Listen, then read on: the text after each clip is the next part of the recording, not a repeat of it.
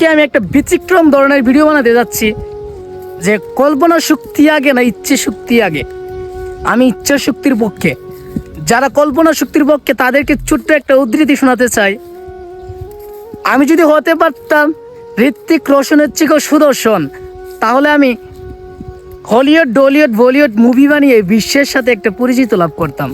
তখন বিশ্বের সবাই আমাকে শুধু মুহিন নামে চিনতো না, বরং মিস্টার মুহিন নামেই চিনতো। এভাবে আমি বিশ্বের সাথে পরিচিত লাভ করতাম, আমি অনেক টাকার মালিক হয়ে যেতাম। তখন আমি বিশ্বের বিভিন্ন জায়গায় বৃদ্ধাশ্রম, অনাথাশ্রম বানিয়ে আমার বৃদ্ধাশ্রমের মধ্যে প্রধান খাবার দিতাম ডাল আর ভাত।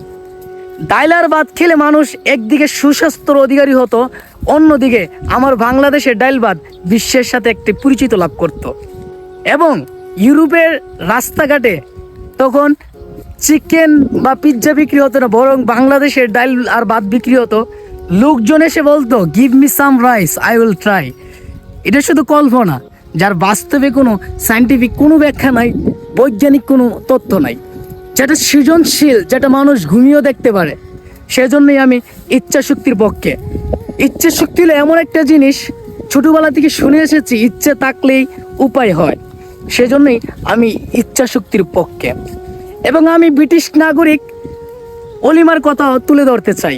1960 সালে তাকে ডক্টর বলেছিল সে হাঁটতে পারবে না, বরং 1960 সালে অলিম্পিকের 100 মিটার এবং 150 মিটার এবং 200 মিটার প্রতিযোগিতায় সে চ্যাম্পিয়ন হয়েছিল, বরং ডক্টর তাকে বলেছিল সে হাঁটতে পারবে না। তবে এখানে বোঝা যায় অলিমার ইচ্ছে শক্তি ছিল, সে চ্যাম্পিয়ন হবে। ডাক্তার তাকে বলেছিল হাঁটতে পারবে না, সে মেয়েদের 100 মিটার দূর প্রতিযোগিতায় সে চ্যাম্পিয়ন হয়ে দেখিয়ে দিচ্ছে। তো আমি সেজন্য ইচ্ছা শক্তির পক্ষে। যারা যারা ইচ্ছা শক্তির পক্ষে তারা কমেন্ট করবেন, এবং যারা কল্পনা শক্তির পক্ষে তারাও কমেন্ট করবেন।